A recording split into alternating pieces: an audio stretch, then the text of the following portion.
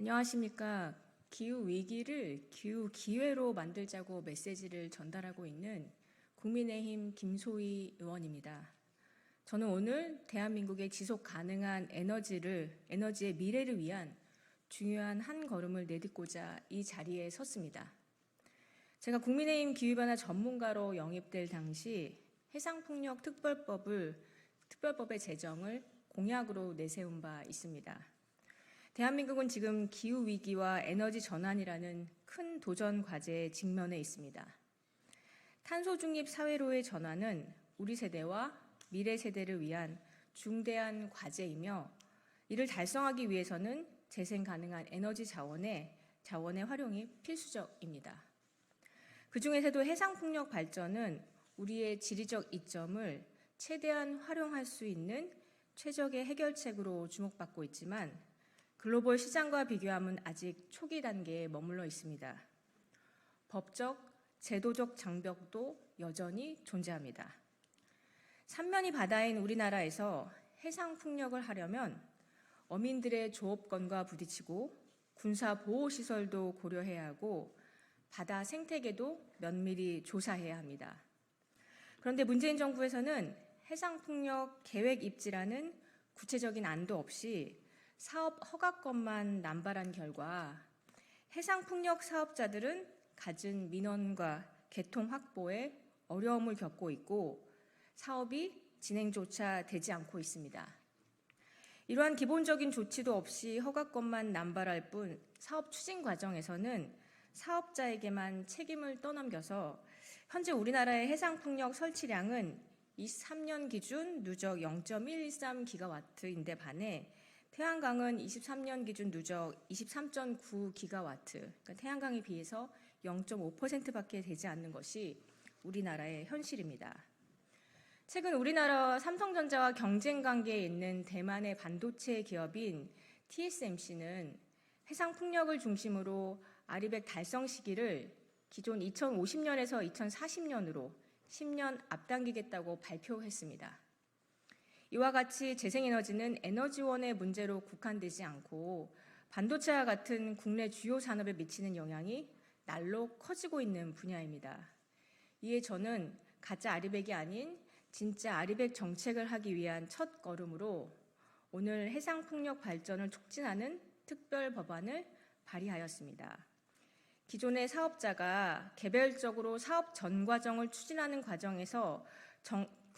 방식에서 정부 주도의 계획 입지 방식으로 전환해 계획적으로 해상풍력을 추진하는 것이 이 법안의 골자입니다.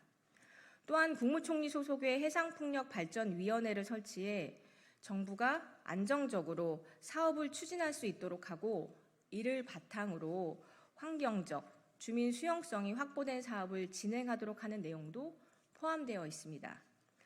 정부가 풍황이 우수한 지역을 발전지구로 지정하고 발전지구 내 사업자를 선정해 공유수용 점사용 허가, 전기사업 허가 등 관련 인허가를 지원하는 내용도 포함되어 있습니다.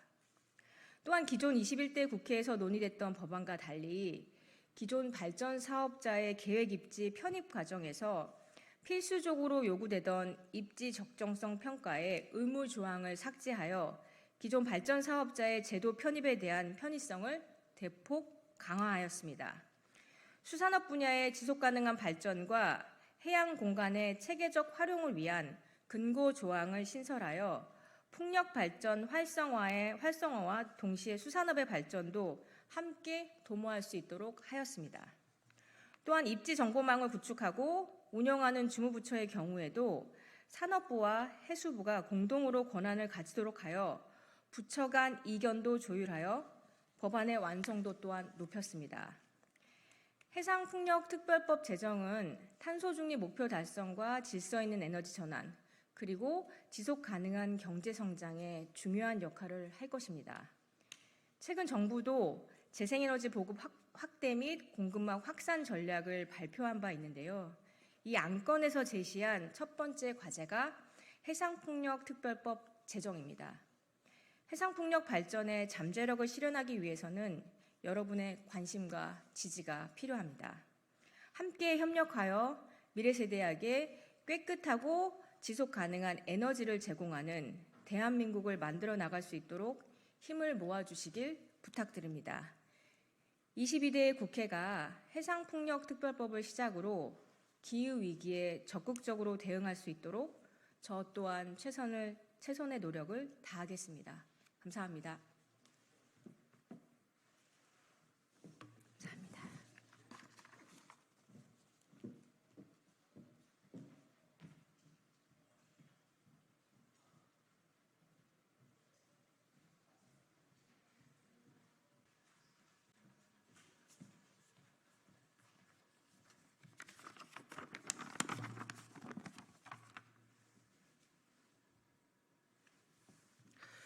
조국혁신당 차규건 의원입니다. 최근 기업 가치 제고와 주주권익 보호에 관한 관심이 그 어느 때보다 뜨겁습니다. 아마 많은 국민께서 자본시장 투자자로 참여하신 결과 소위 코리아 디스카운트라고 하는 우리나라 자본시장의 구조적인 문제가 더욱 관심받게 된 결과가 아닐까 싶습니다. 코리아 디스카운트의 원인은 여러 가지가 있겠습니다마는 가장 중요한 것은 무엇보다 기업의 지배 구조에 있습니다. 많은 국민께서 이 부분에 관심을 두고 계시는 만큼 올해가 기업 지배 구조를 개선하여 코리아 디스카운트를 해소하고 코리아 웰카운트 시대를 여는 시작의 해가 될 수 있기를 바랍니다. 이를 통해 여전히 부동산 시장에 쏠려 있는 가계 자산이 자본시장으로 유입되어 부동산 시장이 안정화되면서도 자본시장이 한 단계 거듭날 수 있다고 생각합니다.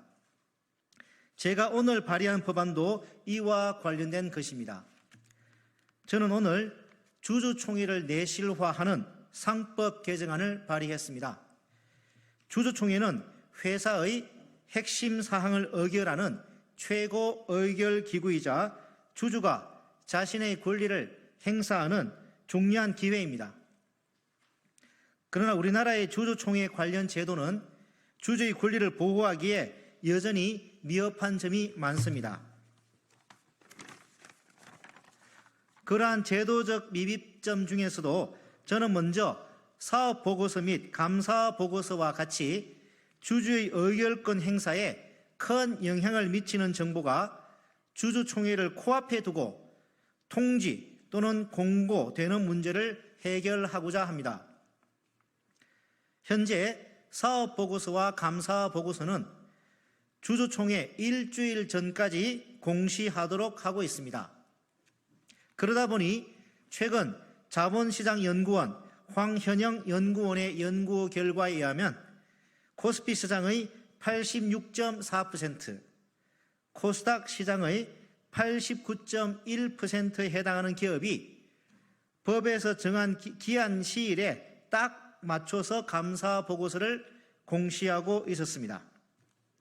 그 결과 그렇지 않아도 우리나라 상장 기업의 주주총회일이 3월 하순에 몰려 있는데 주요 정보들이 주주총회에 임박하여 공시되다 보니 여러 회사에 투자하는 주주들은 재무 상황을 포함한 회사의 상태를 충분히 파악하지도 못한 채로 주주총회에 참석하여 의결권을 행사해야 하는 문제가 생깁니다.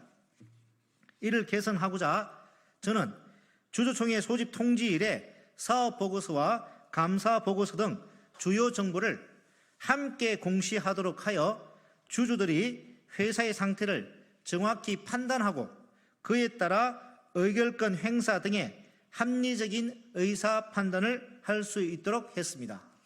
또한 주주총회 이후 결과를 공시할 때 상장기업 대다수는 여전히 안건별로 가결 여부만을 표시하고 있을 뿐 찬반 비율 등을 공시하고 있지 않습니다.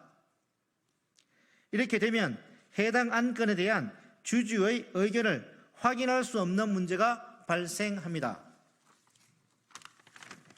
예를 들어 2명의 이사를 선임한다고 했을 때 2명이 똑같이 가결되더라도 한 명은 90%의 지지를, 다른 한 명은 60%의 지지를 얻었을 수 있습니다. 이때 주주들은 60%의 지지를 얻은 후보가 일정한 결격 사유 혹은 문제를 지니고 있다고 판단할 수 있고, 이는 이후 안건 표결에 영향을 미칠 수 있습니다. 하지만 현재 우리는 이를 알 수 없습니다. 따라서 저는 주주총회가 끝난 후 일주일 이내에 안건에 관한 찬반 비율 등 구체적인 내용을 포함한 결과를 공시하도록 하겠습니다. 이를 통해 주주의 알 권리가 보장되고 주주의 의결권 행사에 도움이 될 것이라고 봅니다. 제가 오늘 발의한 법안이 원안대로 통과된다면 주주들의 주총 참석을 높이고 적극적이고 합리적인 의결권 행사가 늘어날 것으로 생각합니다.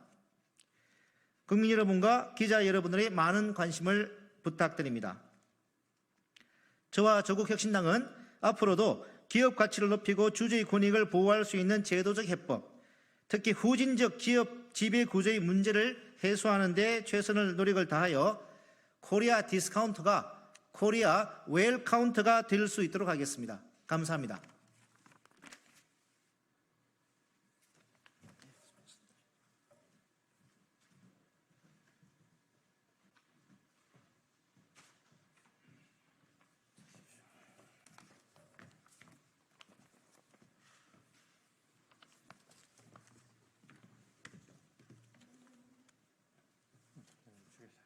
예, 예. 네. 누가? 수아. 예, 예. 안녕하세요. 수아. 여기 있어. 예. 예, 안녕하십니까. 국민의힘 미디어 특별위원회 위원 김장겸 의원입니다. 오늘 이 기자회견은 민주당이 최근 벌이고 있는 사실상 자폭에 가까운 황당한 입법권 난용의 실태를 알리고 방통위 무력화 기도의 실체를 알리기 위해서 마련했습니다.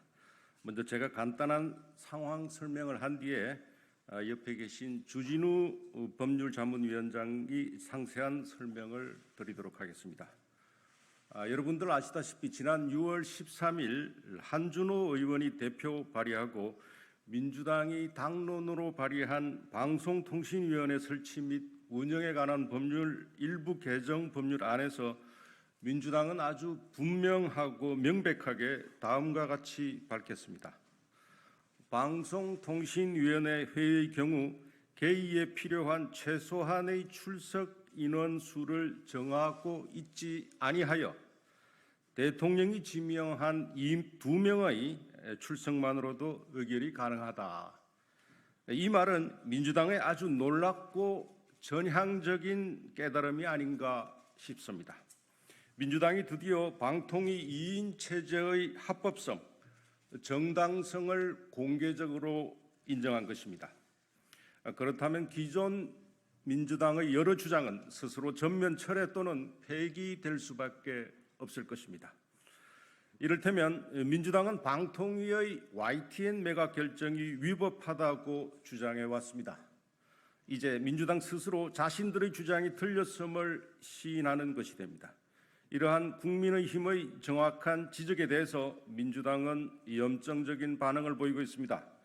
그러면서 똑같은 가능하다라는 표현을 두고 사실상 실현 가능한 것과 법률상 실현 가능한 것은 다르다는 기괴한 궤변을 내놓고 있습니다. 그럼 제가 질문을 하나 드리도록 하겠습니다. 최근에 민주당이 이재명 대표 당권 연장용 당헌 당규 개정을 했습니다. 이 대표 임기 연장 사실상 가능한 것입니까? 당헌 당규상 가능한 것입니까? 그렇게 연임을 하면 사실상 당대표입니까? 당헌 당규상 당대표입니까? 자, 전 국민을 대상으로 한 문해력 테스트 이제 그만하시기 바랍니다. 논리로는 도저히 대응이 안 된다고 판단한 것인지 기어이 지난 18일 과방위에서 해당 법률 개정안을 통과시켰습니다. 자기 모순의 민망함을 강행 처리로 화풀이하는 격입니다. 민주당은 2인 체제를 비난만 하지 말고 국회 목 방통위원을 하루빨리 추천해 5인 체제를 만들도록 촉구합니다. 이어서 주진우 의원께서 보다 상세하게 법률적 사안에 대해 말씀드리도록 하겠습니다. 감사합니다.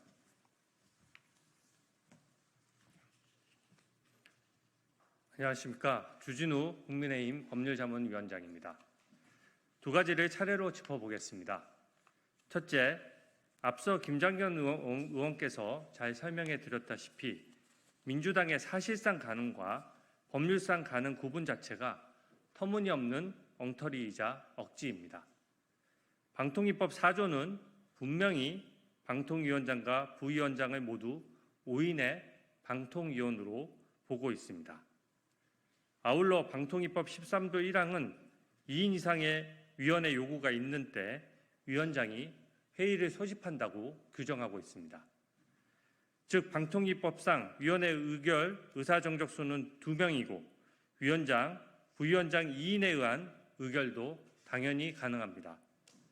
더 이상 어떻게 다른 해석이 나올 수 있는지 의문입니다. 민주당은 국민을 속이고 있는 것입니다. 민주당이 방통위 의사정족수를 4인으로 늘리는 법률 개정안을 낸 것 역시 기존의 방통위법 입법 취지와는 맞지 않습니다. 행정부 재량권을 과도하게 침해하는 입법권 남용이라고 할 수 있습니다.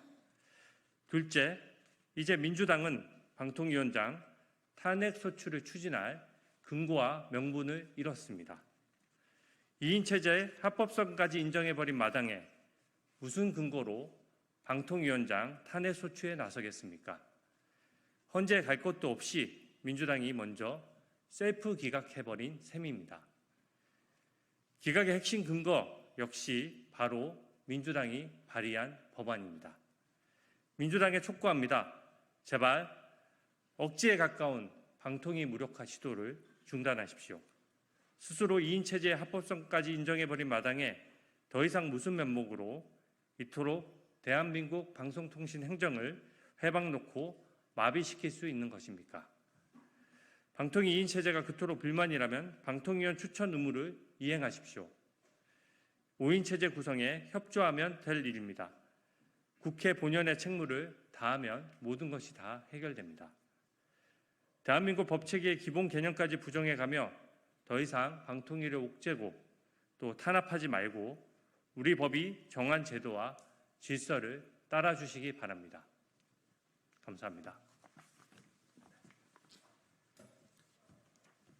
네, 고맙습니다.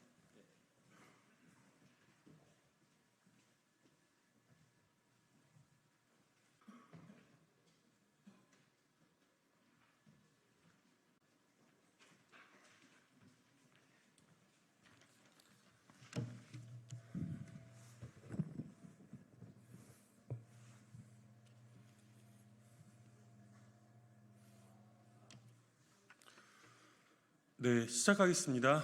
진보당 대변인 홍성규입니다. 두 가지 말씀 드리겠습니다. 첫 번째입니다. 국회에 변장하고 나온 전직 국정원 간부 황인수 씨 얘기를 안 할 수가 없겠습니다. 국회 기관 업무 보고에 나온 고위 공무원이 전직 국정원 요원임을 이유로 얼굴을 공개할 수 없다며 뿔테 안경과 마스크로 변장을 했습니다. 황인수 진실화해위원회 조사 1국장입니다. 국회 행정안전위원장이 직접 법적 근거도 없는 이 기이한 행태에 시정을 요구했으나 거부해서 결국 퇴거당했습니다. 우리 국민에 대한 노골적인 능멸입니다. 참으로 무례하고 파렴치합니다. 국민을 대표하는 국회의 공식 업무 보고에 얼굴조차 드러내지 못하겠다면 대체 그 자리에는 왜 앉아 있는 것입니까? 즉각 사퇴함이 마땅합니다.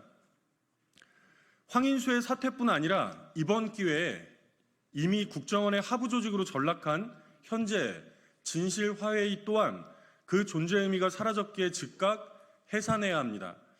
진실화해위가 인권기관이라는 것을 인정도 못하는 뉴라이트 이론과 김광동 위원장부터가 문제였고 국정원 대공 3급 간부 출신의 황인수를 조사 1국장으로 채용하면서는 끔찍한 공안기관임을 노골화했습니다.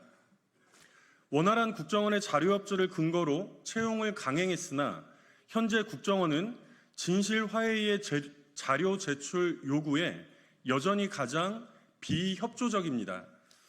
황인수는 올해 초 이른바 조사관들에게 보낸 신년사를 통해서도 십수년간 간첩을 잡으려고 노력했으나 달성하지 못했다. 못 이룬 결실을 여기서나마 걷어보겠다고 본심을 드러낸 바도 있습니다. 한국전쟁 민간인 희생자를 거꾸로 부역자로 몰아붙이며 피해자와 유족들에 대한 2차 가해에 앞장선 황인수는 진실화해의 전체 회의에서부터 이른바 변장을 하기 시작했습니다. 세상에 이런 일이나 나올 법한 참으로 기가 막힌 일입니다. 설립 취지와 정반대로 가고 있는 현 진실화해위는 즉각 활동을 중단해야 합니다. 3기 진실화해위를 새로 꾸리거나 과거사 상설기구를 새로 설치함이 옳습니다. 아울러 변장까지 불사한 본인의 노력과는 달리 국정원 대공간부 출신 황인수 씨의 사진은 이미 수많은 언론에 공개되어 있으니 우리 국민 누구든 확인 가능하다는 점 덧붙입니다. 두 번째입니다. 인구 감소로 멸망했다는 스파르타, 군국주의 전쟁 국가였다는 점도 함께 짚어야 하지 않습니까? 윤석열 대통령이 인구 국가 비상사태를 공식 선언하면서 고대 그리스의 스파르타를 언급했습니다. 최강의 전성기를 누렸던 스파르타가 급격히 멸망의 길로 접어든 결정적인 원인은 인구 감소였다는 것입니다. 이왕의 대통령이 스파르타를 언급하셨으니 조금만 더 파보시기를 당부드립니다. 역사적으로 다양한 해석이 가능하겠으나 대체적으로 인정하는 것은 스파르타의 인구 감소가 군국주의 전쟁 국가에서 기인했다는 점입니다. 인구 감소 문제로 왕에게 등 돌리고 도망친 군사를 처벌하지도 못했다는 기록까지 존재합니다. 작금의 대한민국은 그리고 한반도는 얼마나 다릅니까? 푸틴 러시아 대통령이 24년 만에 북한을 방문했습니다. 양국의 관계가 포괄적 전략 동반자 관계로 격상되어 우리 사회는 물론 국제적인 우려도 높아지고 있습니다.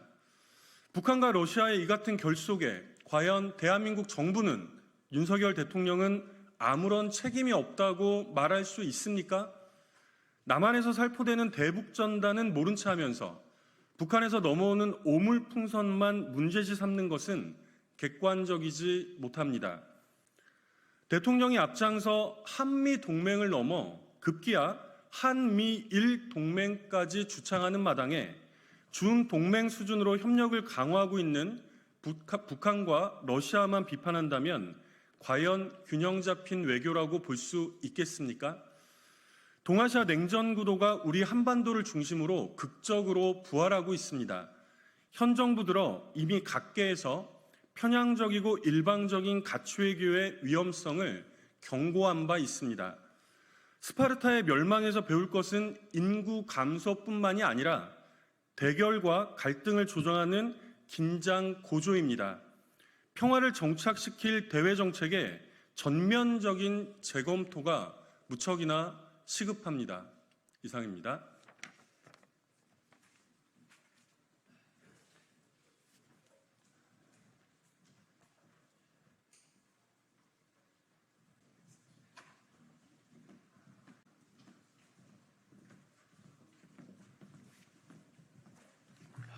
키가 큰 분이 쓰네.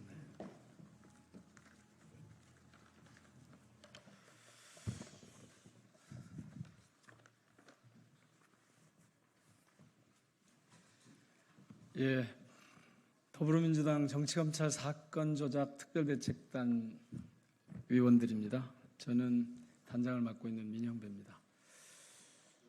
오늘은 근래에 안부수 판결과 이화영 판결이라고 하는 두 개의 판결문에서 나타난 동일한 사실을 다르게 해석하는 언론에 대해서 바로잡기 위해서 나왔습니다. 안부수 판결에는 대북 송금이 쌍방울 그룹을 위한, 특히 주가 부양 같은 쌍방울 그룹을 위한 비용이라고 돼 있는데, 이화영 판결에서는 이재명 당시 지사의 방북 비용을 위한 것이다, 대납한 것이다, 이렇게 왜곡하고 있어서 저희들이 이게 사실과 전혀 다르다라고 하는 얘기를 계속 해왔는데, 일부 언론에서 저희들이 주장하는 사실이 사실이 아니다, 사실과 다르다, 이렇게 판결문을 오독하는 기사를 냈기 때문에 이에 대해서 바로잡기 위해서 오늘 저희들이 이 기자회견을 합니다. 먼저 참석하신 분들 소개 올리겠습니다. 주철현 의원님 모셨습니다. 이건태 의원님 모셨고요. 김현정 의원님이십니다.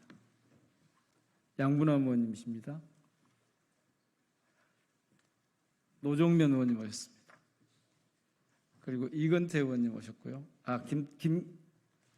김기표 의원님 모셨고요. 한민수 의원님 모셨습니다.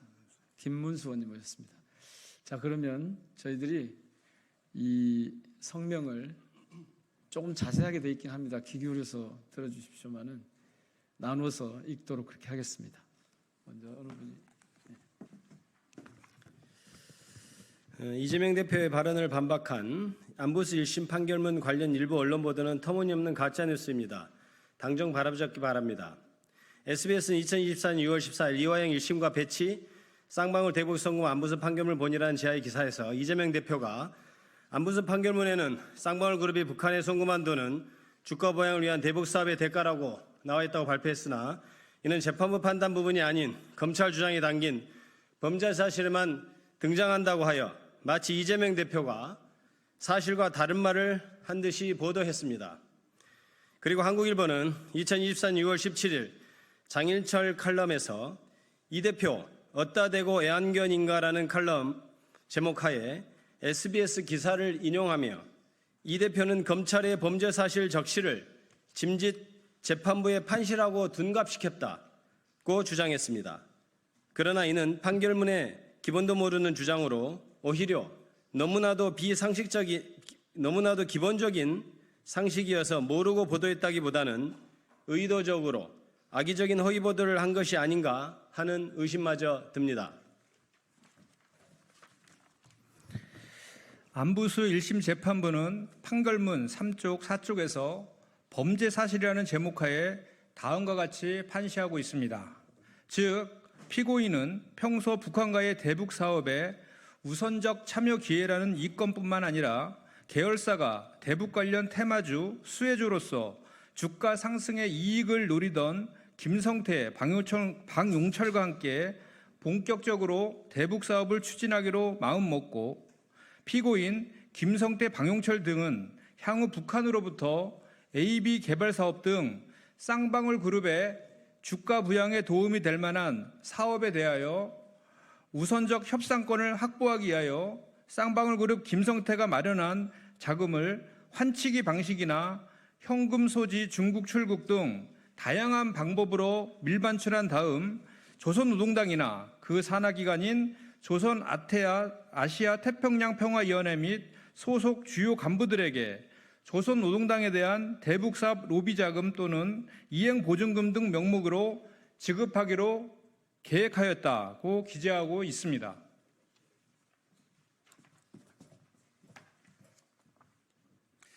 이러한 판결문의 범죄 사실은 위 보도와 같이 검찰 주장이 담긴 범죄 사실이 아니라 법원이 재판의 결과로 인정한 범죄 사실입니다.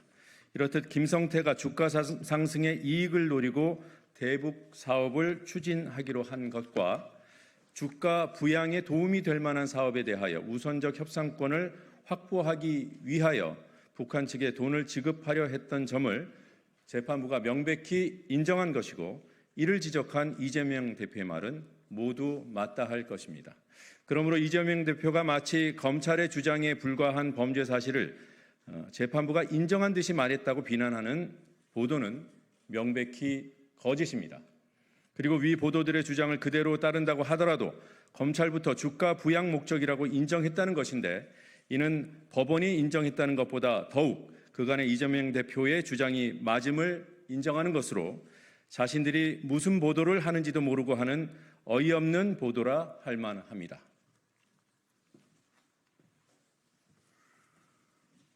한편 위 SBS는 오일이라는 표현을 쓰면서 재판부는 지난 2018년 12월 김성태가 중국에서 만난 북측 인사에게 경기도가 지원을 약속한 스마트팜 비용 50억 원을 대신 내주겠다고 말한 것이 인정된다고 적시했다고 하면서 마치 대북송금이 쌍방울의 주가 보양 목적이 아닌 방북 비용 대납이라고 명시적으로 판결한 듯이 보도하였습니다. 그리고 위 칼럼에서는 재판부가 대북송금의 경기도 관련성을 인정한 대목을 쏙 뺀 채 사실을 교묘히 호도한 셈이라고 하였습니다. 아마 위 SBS 보도와 한국일보 칼럼은 안보소 1심 판결문 중 김성애로부터 경기도가 예전부터 북한에 낙후된 협동 농장을 AD 농장, 일명 A로 개선할 수 있도록 지원해 준다고 하였는데 아직까지 아무런 지원이 없다. 그러니 쌍방울 그룹이 경기도를 대신하여 A 비용 50억 원을 지원해 달라는 취지의 제안을 받고 수락하여 피고인 김성태, 방용철 등은 북한 조선노동당으로부터 대북 사업을 추진할 수 있는 기회를 얻기 위해 북한 조선노동당 또는 그 산하 기관인 조선아시아태평양위원회에 위 AD 농장 개선 비용을 대신 지급하는 방안도 함께 모색하였다는 부분을 근거로 주장하는 것으로 보입니다. 그러나 위 내용도 SBS의 보도와 달리 판결문 중 구체적 범죄 사실에 기재된 내용이 아니라 기초 사실에 기재된 것이고 더욱이 그 취지는 경기도를 위해 대납한 것이 아니라 쌍방울의 대북 사업을 추진할 수 있는 기회를 얻기 위해 즉 쌍방울을 위해 지급됐다는 것입니다.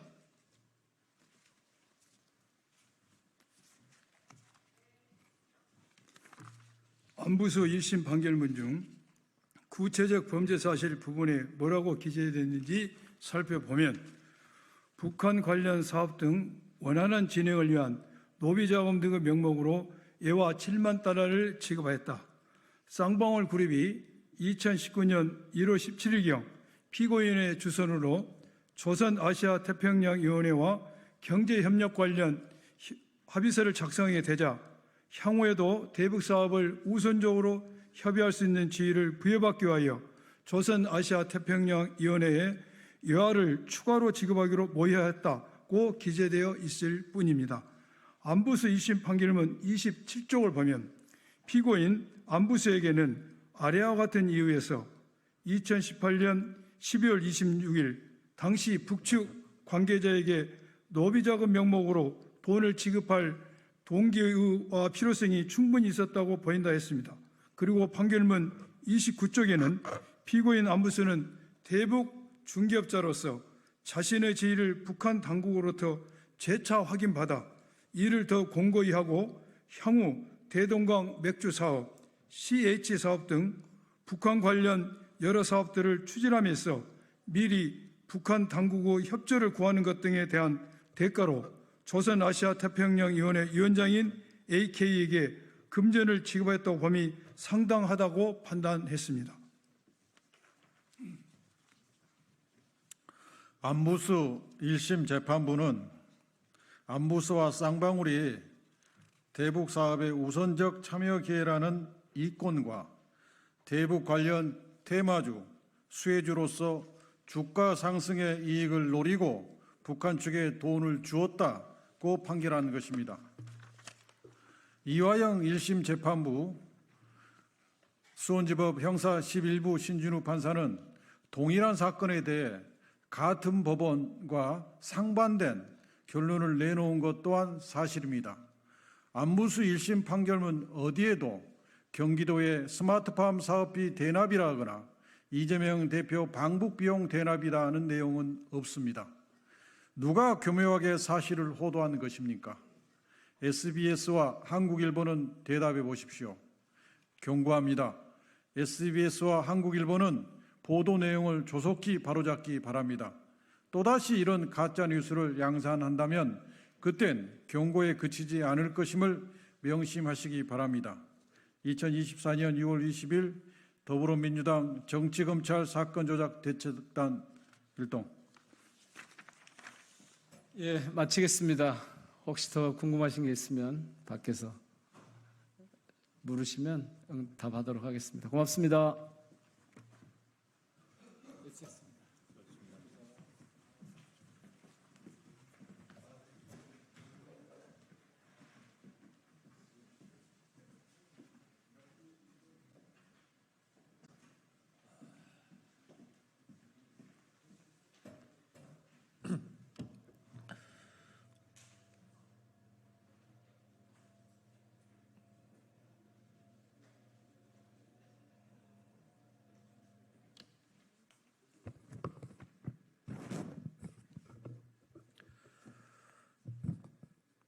네, 더불어민주당 최민석 대변인입니다. 브리핑 시작하겠습니다. 권익위의 김건희 여사 명품백 수수 종결 처리는 부패 완판 윤석열 왕조의 활용 점정입니다. 유철한 권익위원장과 정승윤 부위원장이 주도한 김건희 여사 명품백 수수 종결 처리는 부패 완판 윤석열 왕조의 활용 점정입니다. 김건희 여사 의혹 종결 처리에 항의하며 사퇴한 최정묵 권익위원이 권익위가 김 여사의 알선 수재 여부에 대해 검토하지 않았다고 폭로했습니다. 권익위는 해설집에 공직자의 배우자가 금품을 수수하면 알선 수재 등 다른 법률로 제재 대상이 될 수 있다고 분명히 명시하고 있습니다. 알선 수재 혐의를 적용하면 면죄부를 줄 방법이 없으니 검토조차 하지 않은 것입니까? 도둑이 제발 저리는 것도 아니고 알선 수재범 잡아야 할 권익위가 제발 저린 꼴입니다. 또한 권익위는 불과 2년 전 유사한 사건에 대해 공직자의 배우자가 공직자의 직무와 관련해 금품을 받을 수 없다고 엄격히 규정했습니다. 그런데 왜 윤석열 대통령과 김건희 여사에겐 다른 잣대를 적용합니까? 대한민국의 신분제가 부활하고 대통령 가족은 왕실이라도 되었습니까? 국민의 명령을 거스른 권익위의 명품백 회고는 특검이 아니고는 김건희 여사를 둘러싼 의혹을 규명할 수 없음을 명확히 보여줍니다. 부패 완판, 윤석열 왕조의 시대를 연 유철한 권익위원장, 정승윤 부위원장은 당장 사퇴하십시오. 윤석열 대통령과 김건희 여사는 사정기관이 대통령의 호위부대가 되어 김건희 여사를 엄호해도 국민의 뜻인 특검을 피할 수 없음을 명심하십시오. 이상입니다.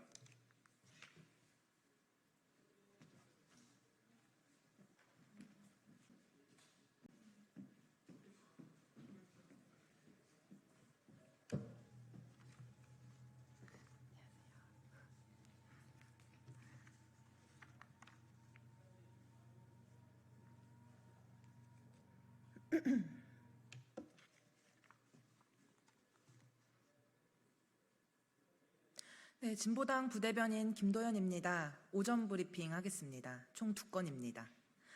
최상병 사건을 둘러싼 대통령실과 국방부의 커넥션. 진실을 숨길수록 국민 저항을 보게 될 것입니다.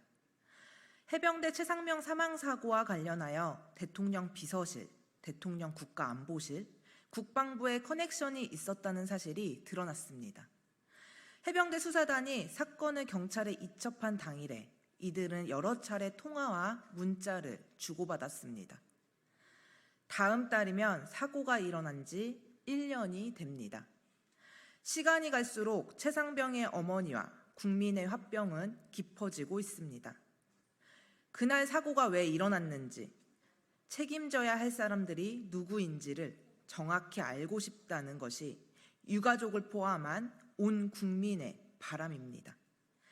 이를 외면하고 있으니 30%대 지지율에서 벗어나지 못하고 대통령이 된 지 2년밖에 되지 않았는데 물러나라는 소리를 듣고 있는 것 아닙니까?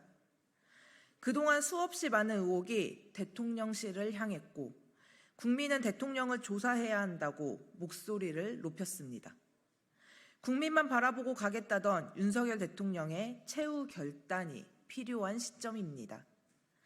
오늘부터 D-Day 30일입니다. 최상병이 사망한 날로부터 1년이 될 때까지 특검도 외면, 진실을 밝히는 것도 외면한다면 이전에 보지 못한 국민 저항을 맞닥뜨리게 될 것입니다. 두 번째입니다. 청년의 삶과 성평등 모두 도외시한한 초저출생 대책 가능하겠습니까? 그런다고 애 안 낳습니다. 올해 초 청년들의 외침입니다.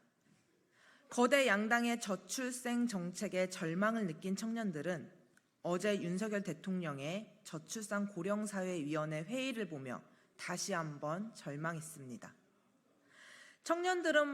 청년들을 몰라도 한참을 모릅니다. 아니, 모르겠으면 제발 좀 물어보고 대책을 세우는 정성이라도 보여야 합니다. 육아휴직급여 100만 원을 올려주고 세액공제, 주택청약 조건을 완화해준다고 애를 낳겠다 환호할 청년들이 있다고 진심으로 생각하는 것인지 묻고 싶은 지경입니다.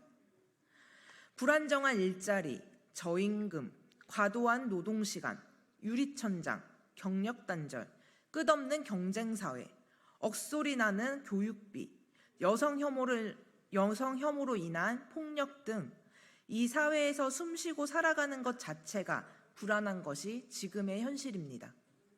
이런 현실을 외면한 채 돈 몇 푼 쥐어주는 방식으로 해결해 보겠다는 뻔뻔함이 가소롭기까지 합니다. 청년들은 여전히 살려달라고 절규하고 있습니다. 그 절규에 귀 기울이지 않고선 이 인구 국가 비상사태를 해결할 수 없습니다. 부모의 자산에 따라 자신의 소득이 결정되는 사회, 여성이라는 이유만으로 불안과 좌절감을 느끼고 살아야 하는 사회를 평등사회로 바꾸는 것을 우선시해야 할 것입니다. 이상입니다.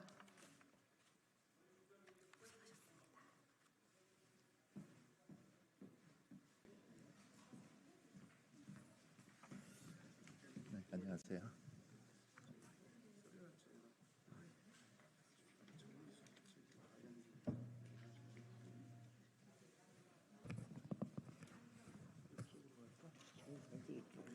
네, 양쪽으로 쓰겠습니다.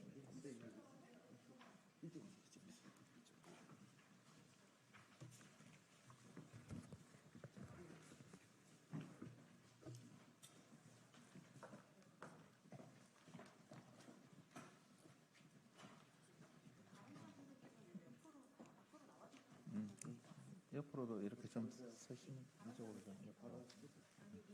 아, 네.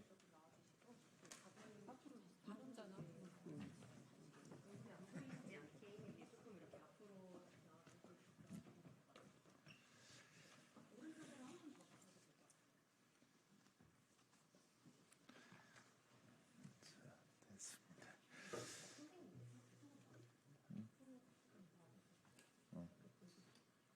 안 나오는 분이 됐어.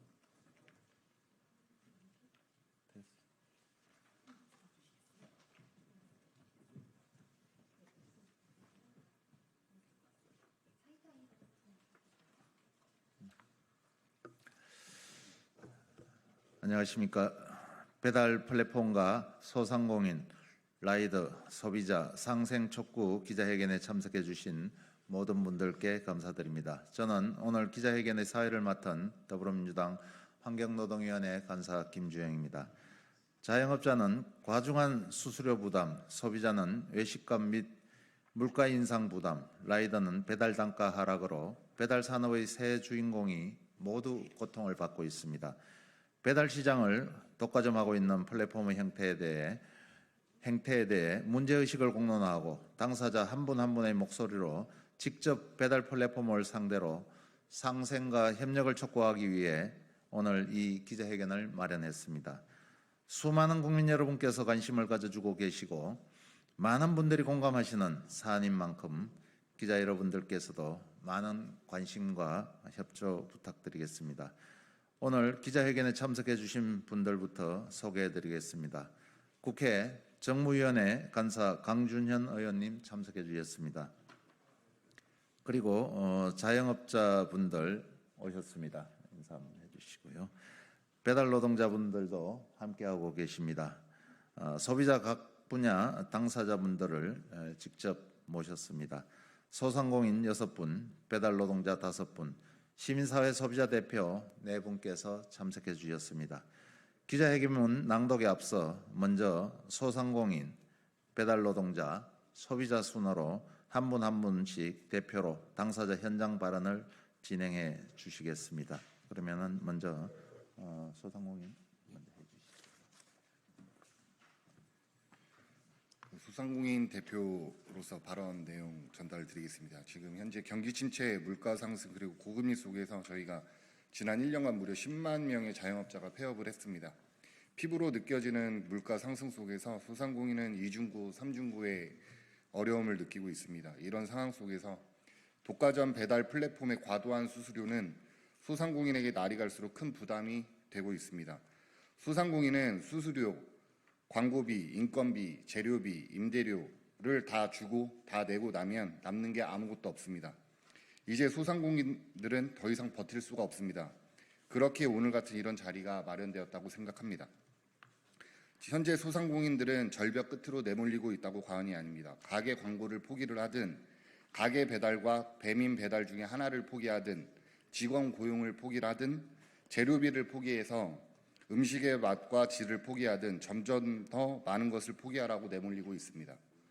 결국 소상공인의 피해는 소비자에게도 돌아가기 마련입니다. 공용기업이 부과하는 과도한 수수료 때문에 저희 같은 영세 소상공인으로 이루어진 지역경제, 골목 상권까지 뿌리채 흔들리고 있습니다. 저희는 소상공인입니다. 국가가 이 고통의 원인을 함께 찾고 거대 배달 플랫폼이 전혀 상생을 지향하지 않고 독과점 이익만을 추구하고 있다면 국가가 나서서 적절히 제동을 걸고 국민을 보호할 수 있어야 한다고 생각합니다. 저희도 함께 살아갈 수 있는 대응 방향을 국가적 차원에서 모색하고 전국 소상공인들이 함께 고통받고 있는 이 문제를 해결해 주십시오. 감사합니다. 다음번에 라이더 대표 발언으로 이어지겠습니다.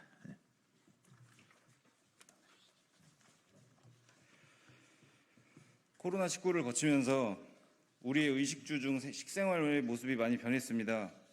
배달 비중이 커진 만큼이나 배달 산업은 유례없이 성장했고 그 안에서 배달 플랫폼 또한 유례없는 급속 성장과 함께 현재는 절대적인 시장 점유율을 가진 독과점 플랫폼이 기업이 되었습니다. 생계를 위해 오늘도 도로를 나서는 라이더들은 모두 각자의 사연을 지니고 있습니다. 하루 종일 배달 플랫폼을 활용해 일하고 있습니다. 그런데 돌이켜보면 배달 플랫폼은 그동안 눈부시게 성장했지만 과연 저희 라이더들의 삶이나 노동 환경은 그만큼 좋아졌는지 행복해졌는지 모르겠습니다. 배달비에 경매를 붙이는 변동성 배달 단가, 미션 수행을 통한 금액 차등 지급 등 플랫폼의 이윤 극대화를 위한 여러 제도가 라이더의 마음을, 운전을 더욱 조급하게 만들고 위험을 유발하고 있는 것은 아닐까요? 라이더는 값상 노동력의 원천이 아닙니다. 위험을 감수하며 일하지만 최저임금조차 못 미치기도 합니다. 기본 단가 적용 최저평균 2,800원, 소비자와 소상공인의 부담도 늘어가고 있는데 왜 라이더 배달 단가도 날이 갈수록 낮아지고 있을까요? 배달 플랫폼 기업의 정책이 전부 잘못되었다고 보지는 않습니다. 하지만 라이더, 자영업자 모두와 상생할 수 있는 방법을 고민하는 모습은 전혀 보이지 않습니다. 지역의 일반 로컬 배달 대행까지 잠식해서 라이더의 배달 단가는 낮추고 가맹점의 수수료를 높이는 것이 배달 업계와 외식 업계의 발전에 긍정적인 영향을 끼치지는 않을 것 같습니다. 결국 아무런 통제와 규율이 없는 상태에서 독단적인 배달 플랫폼의 행보에 지쳐가는 것은 가맹점주님들과 소비자들, 그리고 오늘도 도로에서 위험을 안고 살아가는 라이더들의 몫입니다. 이런 상황을 꼭 바꾸어 주십시오. 이어서 소비자 대표 분의 발언이 있겠습니다. 네, 반갑습니다. 저는 한국소비자단체연합 부회장이자 사단법인 소비자와 함께 공동대표를 맡고 있는 정기로입니다. 배달앱 플랫폼 생태계 관련 상생 방안에 대해서 소비자 입장을 말씀드리겠습니다. 최근 배달 서비스에 일어나는 여러 가지 모순 상황을 예의주시하고 있습니다. 중간 대리점 위장 도급 문제 심각합니다. 무료 배달 서비스는 결국 소비자들의 부담을 가중시킨 것을 알고 있습니다. 이는 중소상인과 플랫폼 노동자들의 희생을 강요하지 않나 우려하고 있는 겁니다. 대한민국은 글로벌 넘버원 기업을 많이 지금 배출하고 있습니다. LG전자, 삼성전자 등은 타의 추종을 불허하고 있습니다.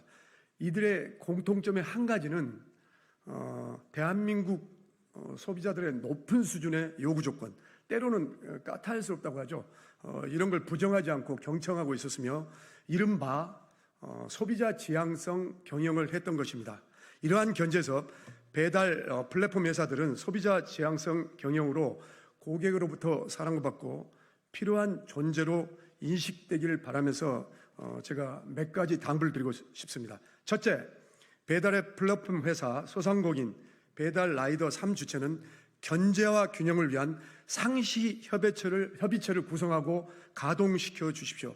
둘째, 배달 3주체 간의 가격과 서비스 품질에 관련한 의사결정은 반드시 소비자 대표를 참여시켜 주십시오. 셋째, 가격 서비스 결정은 상식과 합리성에 바탕을 두고 물가 상승률 범위 내에서 어느 한쪽에 기울어진 의사결정은 절대 불허합니다. 마지막으로 배달 생태계 목표, 재활동의 절대적 기준은 첫째도 소비자, 둘째도 소비자, 셋째도 소비자여야 함을 명심하시기 바랍니다. 감사합니다. 그러면은 지금부터 강준현 의원님과 제가 기자회견문 낭독을 진행하도록 하겠습니다. 대한민국 모든 소비자, 플랫폼 노동자, 자영업자를 대표해서 촉구합니다.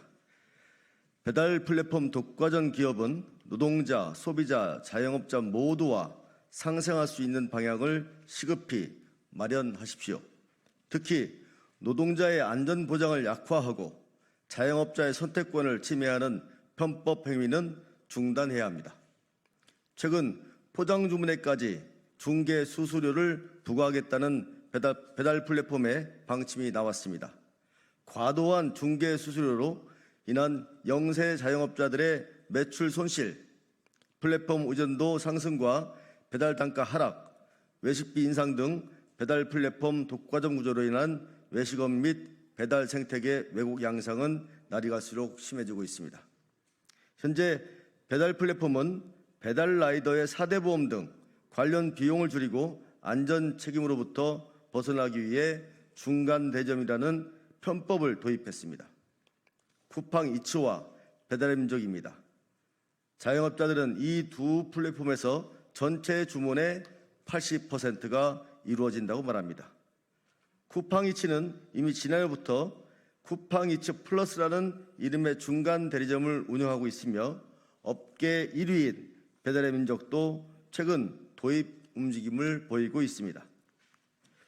플랫폼은 중간 대리점을 통해 라이더의 안전관리 비용과 리스크를 떠넘기는 것은 물론 지역에 현존하는 배달 대행사와의 상생 방안은 고민하지 않은 채 손쉽게 골목 상권을 침탈하고 있습니다.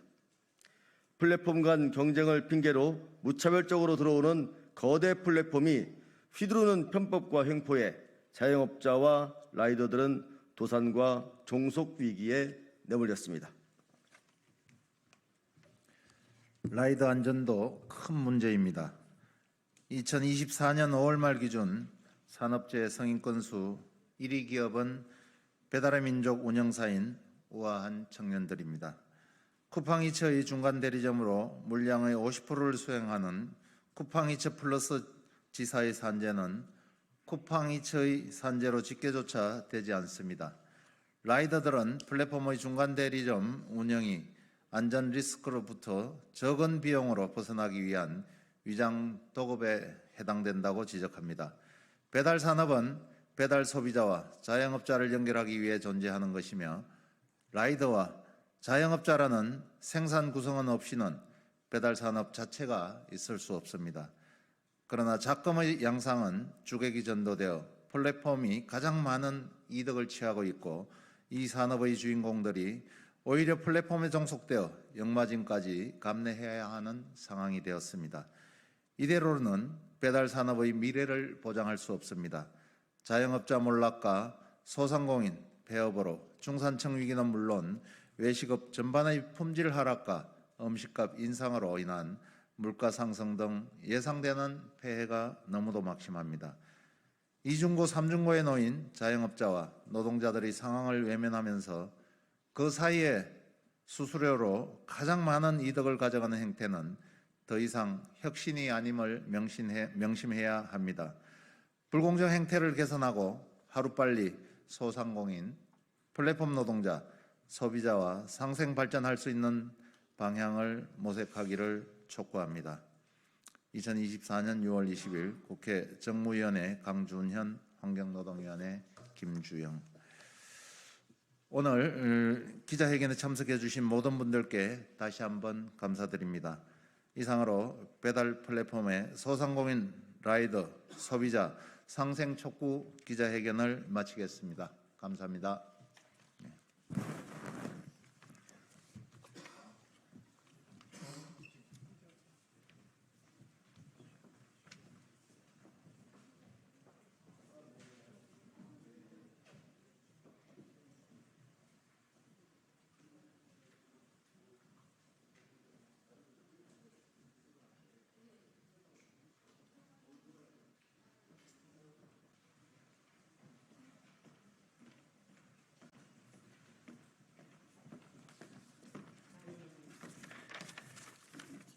나눠주시죠 뭐.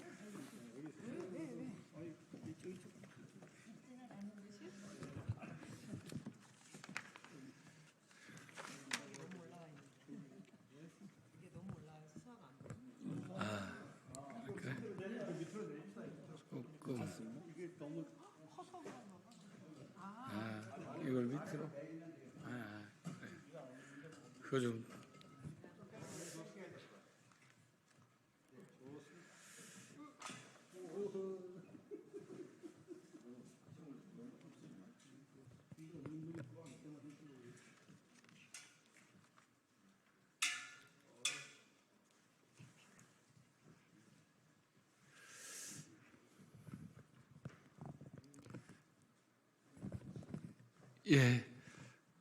안녕하세요.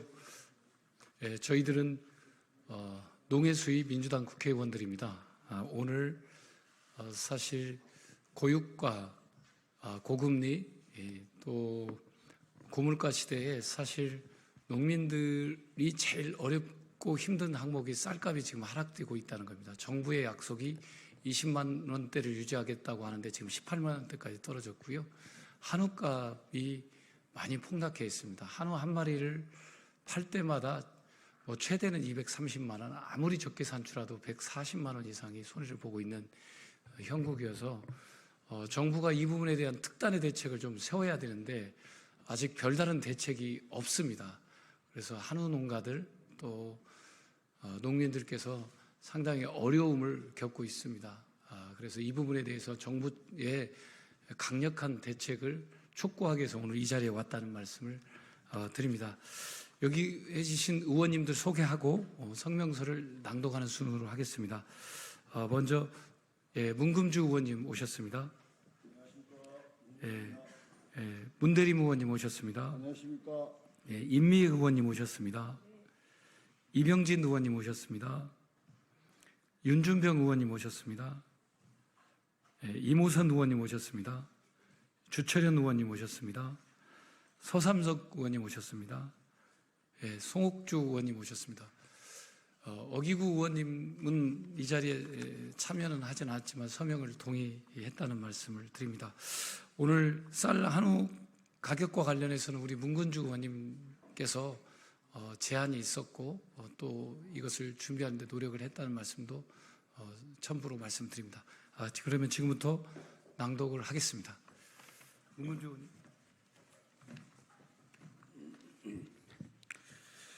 쌀 한우 가격 안정을 위한 정부 대책을 강력히 촉구한다.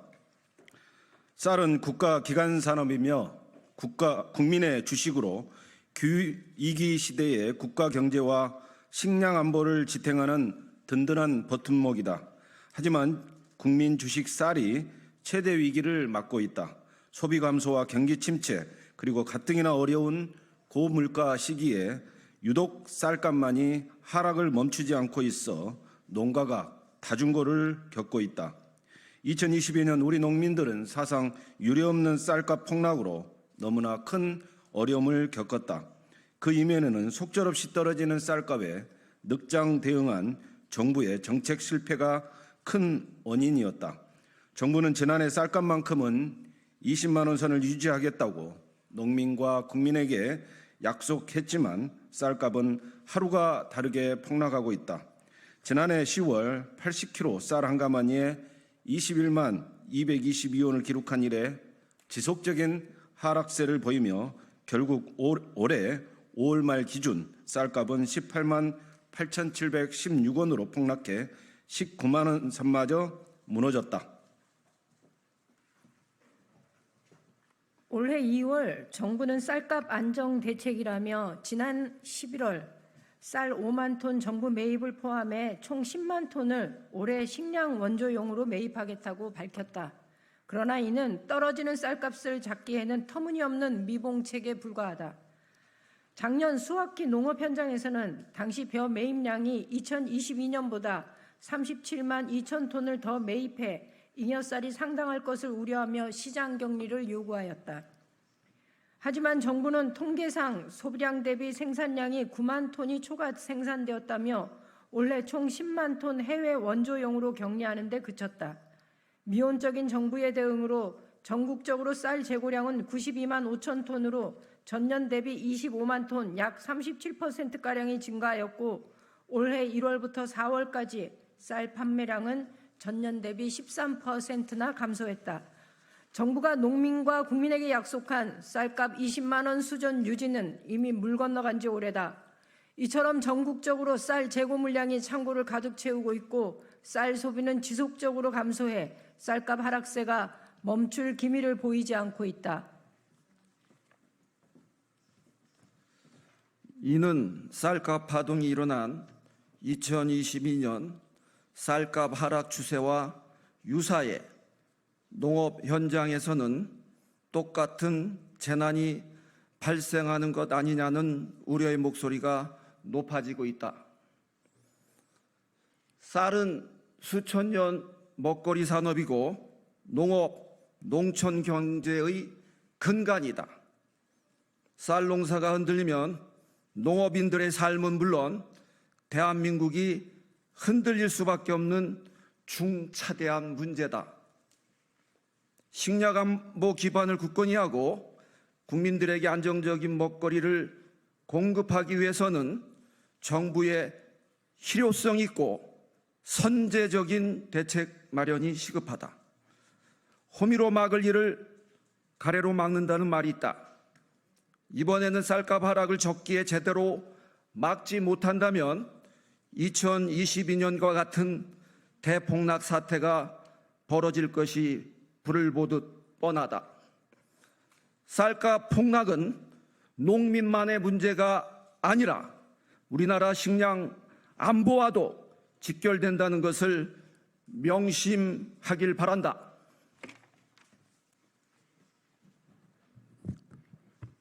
또한 지난해부터 시작된 한우 가격 하락과 생산비 상승에 따른 채산성 악화로 한우값이 대폭 하락해 한우 농가는 마리당 142만 원 적자라는 심각한 상황에 이르렀다. 한우 평균 도매 가격이 2021년 21,169원에서 올해 5월 기준 15,126원으로 3년 전보다 28.5%나 하락했다. 한우 가격 하락은 적정 가격 유지를 위한 정부의 수급 조절 정책 실패가 가장 큰 원인이다. 생산비 폭등과 소비 위축 문제는 어제 오늘의 일이 아니며 충분히 예견되고 막아낼 수 있지만 지금의 정부는 매우 비정상적이다. 경기가 침체되고 생산비가 고공행진을 하고 있는 상황에도 별다른 대책이 없다. 이에 식량 위기에 대응하고 쌀과 한우 가격 하락 및 농가 경영 위험을 해소하기 위해 더불어민주당 농해수위원들은 다음과 같이 정부의 쌀과 한우 가격 안정화 대책을 강력히 촉구한다. 하나, 쌀값 하락 당면 대책으로 쌀 재고 물량 15만 톤 이상의 시장 격리를 조속히 실시하라. 하나, 한우 가격 안정화를 위한 당면 대책으로 암소 긴급 격리 및 수매, 사료 구매 가급 이자 감면 상환 기한 연장과 사료 가격 인하를 조속히 실시하라. 하나, 쌀값 안정 중장기 대책으로 쌀 및 주요 농산물 가격 안정제를 반대 말고 즉각 도입하라.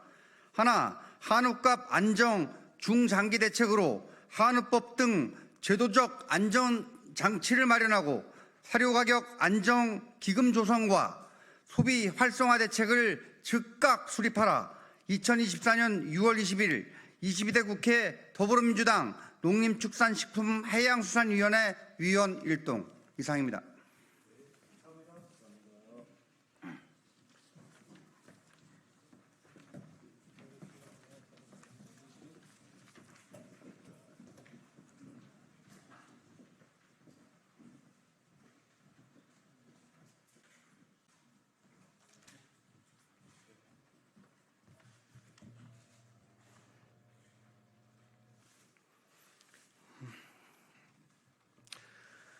국민 여러분 안녕하십니까?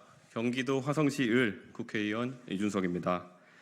제22대 국회 제1호 법안으로 공직선거법 일부 개정 법률안을 발의하고자 합니다. 오늘 소개해드리는 법안은 일명 정치적 약자를 위한 반값 선거법입니다. 현행 공직선거법은 일정 비율 이상의 득표를 한 후보자에게 선거 비용을 보전해주는 선거 공영제의 취지를 담고 있습니다. 그러나 거대 정당 소속 후보가 아닌 경우 선거 비용의 보전 가능성은 매우 낮은 상황입니다. 선거 운동에 있어서도 개인의 재정 여력에 따라 후보자 간 큰 편차가 발생하고 있습니다. 또한 문자 메시지 발송 과정에서 개인정보 보호와 관련된 민원이 끊기지 않고 인터넷 광고는 인터넷 언론사에만 허용되는 등 현행 선거제도에는 여러 가지 문제가 존재합니다.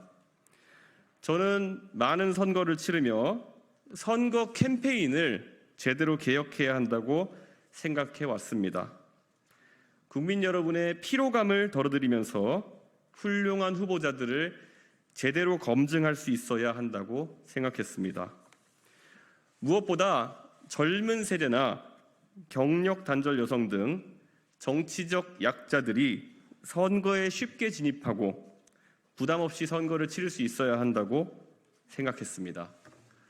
그 고민들을 제 첫 입법인 공직선거법 개정안에 담았습니다. 개정안의 주요 내용들을 말씀드리겠습니다. 첫째, 문자 공해를 줄이고 개인정보 보호를 강화했습니다. 단체 문자 횟수를 기존 8회에서 6회로 줄이고 선관위가 위탁 발송하도록 했습니다. 개별 후보의 단체 문자 발송을 금지해서 국민 여러분의 개인정보 유출이 일어나지 않도록 했습니다. 둘째, 이 후보자들의 홍보 수단을 상향 평준화하겠습니다. 선관위로 하여금 후보자들의 포털 광고를 균등하게 시행하도록 했습니다. 또 기존 인터넷 언론사에만 한정되던 인터넷 광고를 SNS 등에서도 할 수 있도록 확대하겠습니다. 셋째, 선거 비용 보전 범위는 확대하고 선거 비용 한도는 축소하겠습니다. 15% 이상 득표했을 때 선거 비용의 100%를 보전하는 현행 조항은 유지하되 10% 이상 득표한 후보자에게 기존 50%에서 70%로 보전 비율을 상향하고 5% 이상 득표 시 선거 비용의 50%를 보전하는 안을 신설했습니다. 이와 함께 지금에 비해서 법정 선거 비용 한도액을 약 70% 수준으로 축소하겠습니다. 넷째, 선거 사무원 수를 줄이고 후보 간 형평성도 확보하겠습니다. 선거 사무원의 수를 약 20% 이상 축소하고 배우자 및 직계 좀비 속의 선거운동 허용 규정을 삭제하겠습니다. 그 대신 가족과 동일한 수준의 선거운동 허용 인원을 3명으로 통일하겠습니다. 그리고 현역 의원이 보좌진과 지방의회 의원을 추가로 선거운동원으로 활용하는 특혜도 삭제하여 원외 또는 무소속 후보에게 강제된 기울어진 운동장을 바로잡고자 합니다. 다섯째, 선거관리위원회의 공정선거 활동을 강화하겠습니다. 선거관리위원회로 하여금 연설 대담용 차량, 즉 유세차의 표준 모델을 정하게 하여 후보자들이 경제적으로 보다 저렴하게 유세 차량을 확보할 수 있도록 하겠습니다. 또 후보자 홍보물의 전달 기능을 강화하고 후보자 토론회가 사전투표 5일 전까지 방영될 수 있도록 규정하겠습니다. 존경하는 국민 여러분, 오늘 말씀드린 반값 선거법은 개인의 재력이나 정치권에서의 지위가 아니라 능력과 열정을 가진 훌륭한 인물이 국민의 선택을 받을 수 있도록 하는 변화입니다. 유권자로부터 제대로 검증을 받은 후보가 공직에 진출하여 대한민국의 미래를 준비하고 우리 정치권의 새로운 변화를 만들어 나갈 수 있도록 하려는 것입니다. 뜻을 모아주시는 동료 의원님들과 함께 해당 법안을 조속히 발의하고 치열하게 토론하여 꼭 통과시킬 수 있도록 최선을 다하겠습니다. 감사합니다.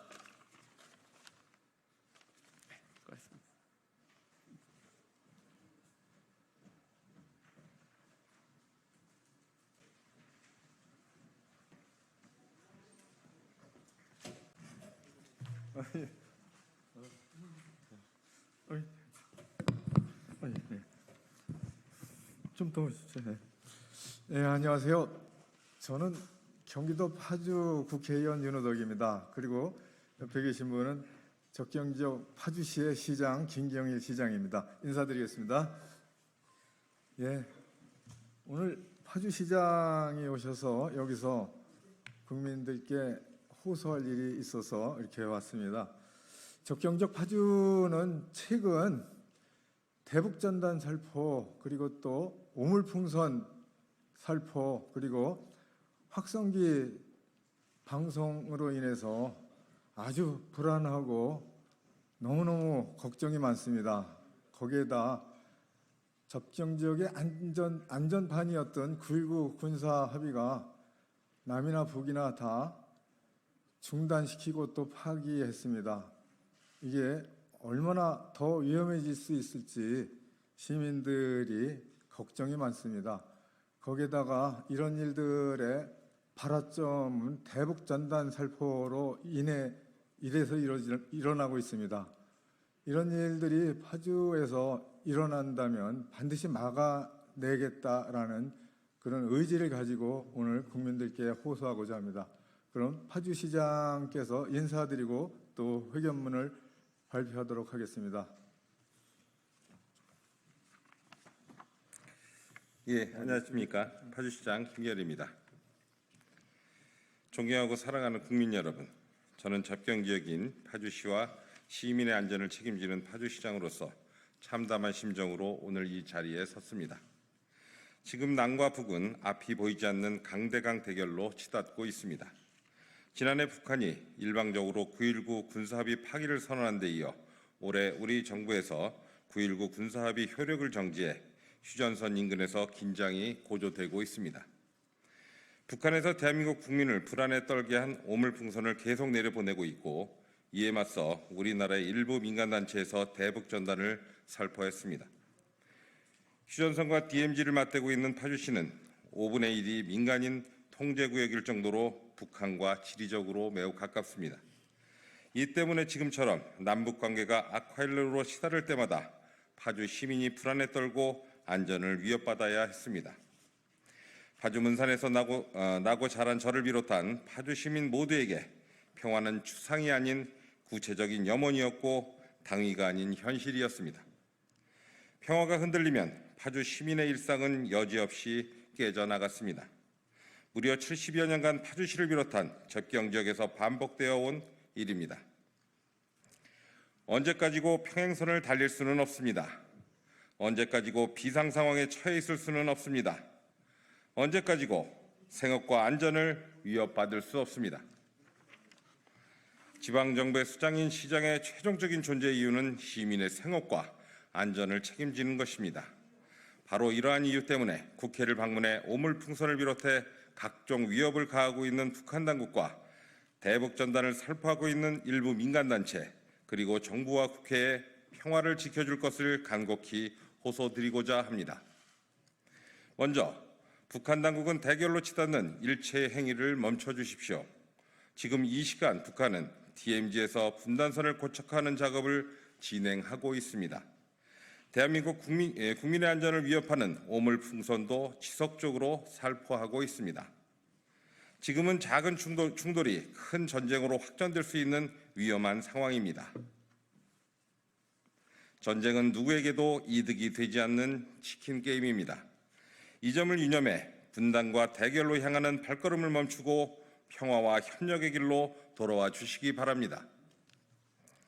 다음으로 일부 민간단체에서 진행하고 있는 대북 전단 살포를 중지해 주십시오.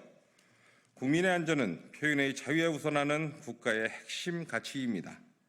대북 전단을 살포하는 일은 접경 지역 시민을 비롯해 국민의 안전을 심각하게 위협하는 무책임한 행위입니다. 파주시는 시민과 국민의 안전을 훼손하는 일체의 행위에 결연히 반대하며 시민의 안전을 위해 할 수 있는 모든 일을 해나갈 것입니다.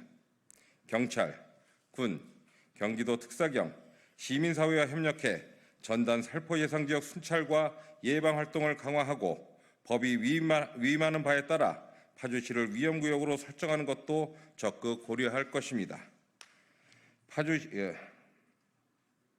파주시장인 저부터 모든 수단을 동원하고 몸으로라도 막아내겠습니다. 우리 정부와 국민의 대표기관인 국회에도 호소드립니다. 북한에서 띄운 오물풍선이 접경 지역뿐만 아니라 전국 각지에서 발견되며 온 국민이 불안에 떨고 있습니다. 정부는 오물풍선이 더 이상 우리 대한민국 땅을 유린할 수 없도록 안보를 철저히 하면서 대화와 협력의 길을 모색하는 등 모든 방법을 동원해 적극 대처해 주십시오. 이제 새롭게 개원한 제22대 국회도 국민의 안전을 지켜주십시오. 일부 민간단체의 무분별한 대북전단 살포를 막을 수 있는 남북관계발전법 개정안이 최근 발의되었습니다. 국회는 이 법안을 조속히 처리해 파주시를 비롯한 모든 접경지역 시민과 국민 모두가 안심하고 평화를 누릴 수 있도록 해주실 것을 요청드립니다. 마지막으로 존경하는 국민 여러분께 부탁드립니다.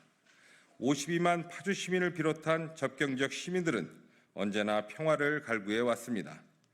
평화가 깨지고 남과 북이 강대강 대결로 치닫고 있는 이때 부디 국민과 나라를 지킨다는 마음으로 파주 시민의 안전을 위협하는 모든 행위에 단호하게 반대해 주시기를 바랍니다. 평화를 위한 온 국민의 뜻과 의지가 절실히 필요합니다. 오로지 평화를 위해 나서 주십시오. 파주시가 앞장서겠습니다. 감사합니다. 예, 많이 좀 홍보해 주십시오. 감사합니다. 예, 필요하시면 여기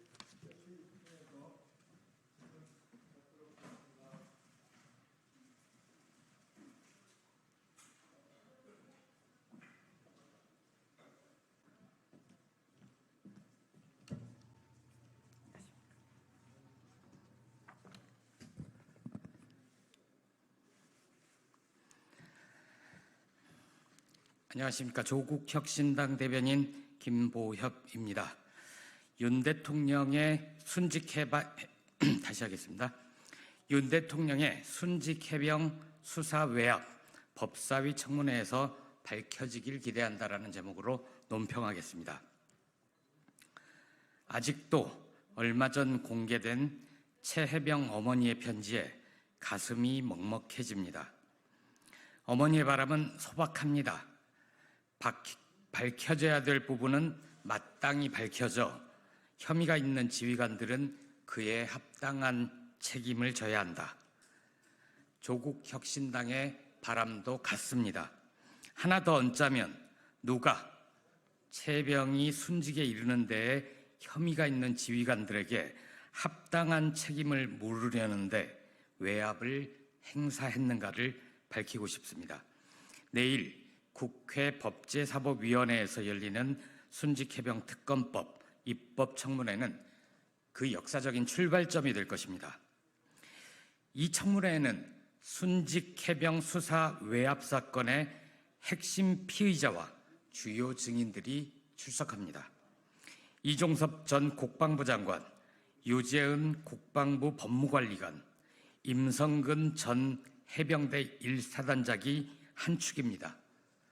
한때 집단 항명의 수괴였다가 현재는 항명 혐의로 재판을 받고 있는 박정훈 전 해병대 수사단장, 이용민 1사단 포병 7대대장 등이 또 다른 축에 설 것으로 전망됩니다. 이종섭 전 장관이 출석하는 만큼 해외 출장 중 윤석열 대통령으로부터 전화를 통해 어떤 지시를 받았는지가 핵심 쟁점이 될 것으로 보입니다. 왜 윤석열, 이종섭 통화 뒤 대통령실과 국방부, 군과 경찰 모두 호떡집에 불난 것처럼 바빠졌는지, 결과적으로 박정훈 대령이 수사단장에서 보직 해임되고 경북경찰청에 이첩됐던 수사 관련 서류를 국방부가 되가져왔는지 등을 따지게 될 것입니다. 그런데 이렇게 중요한 청문회에 국민의힘은 불참한다고 합니다. 성일종 국민의힘 사무총장은 어제 방송에 출연해 민주당이 깐 정쟁의 판이라면서 국회가 정상화 안 되는데 누가 거기를 참석하느냐고 했습니다. 두 가지 모두 사실관계가 다릅니다. 국민의힘만 모르는 것 같아 알려드립니다. 우선 민주당이 깐 정쟁의 판이 아닙니다. 22대 국회 여러 원내정당 가운데 조국 혁신당과 더불어민주당 등 국민의힘을 제외한 모든 정당이 동의하는 청문회입니다. 국회가 정상화되지 않았다는 말도 사실과 다릅니다. 지난 5월 31일 개원한 22대 국회는 정상 가동되고 있습니다. 국민의힘이 법사위원장, 운영위원장을 달라고 떼를 쓰면서 국회를 보이콧하고 있을 뿐입니다. 국민의힘 몫으로 7개 상임위원장을 남겨두는 바람에 해당 상임위만 제대로 가동되지 않을 뿐 법사위와 과방위 등 주요 상임위는 모두 정상적으로 작동하고 있습니다. 상임위가 정상적으로 가동 중인 만큼 헌법 제62조 2항에 따라 당연히 출석해야 할 국무위원들과 정부기관장들이 국회 출석을 거부하고 있을 뿐입니다. 정부와 여당이 마땅히 해야 할 도리를 다한다면 22대 국회는 오늘이라도 원활하게 가동될 것입니다. 조국 혁신당이 공고합니다. 국민의힘은 이제라도 현실을 직시하길 바랍니다. 국민의힘이 때를 쓰면서 손 흔든다고 한번 출발한 기차를 세울 수는 없을 것입니다. 국회 출석을 거부하는 시간이 길어질수록 돌아올 명분 찾기가 어려워질 겁니다. 국민들께서 다 보고 계십니다. 그리고 국민의힘 의원 한 명 없는 법사위 청문회에서 이종섭, 유재은, 임성근 등 윤 대통령의 수사 외압에 관해 그동안 거짓말을 해온 증인들이 덜컥 양심 선언이라도 한다면 국민의힘은 감당하실 수 있겠습니까?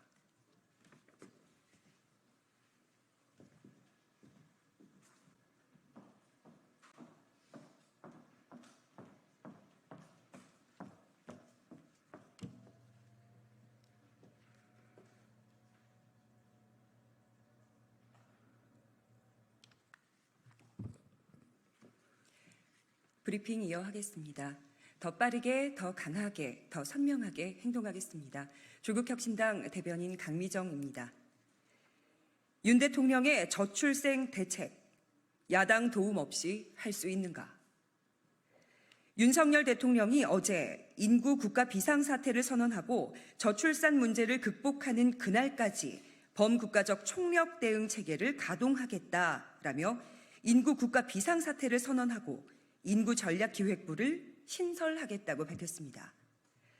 윤 대통령의 어제 발표가 혹시 지난 6월 16일 대통령실 직속 저출산 고령사회위원회에서 일과 가정의 양립을 골자로 6월에 발표하겠다던 저출생 종합대책인가요? 그렇다면 실망이 큽니다. 저출생 위기 극복을 위한 종합대책으로 보기엔 너무 허술하기 때문입니다.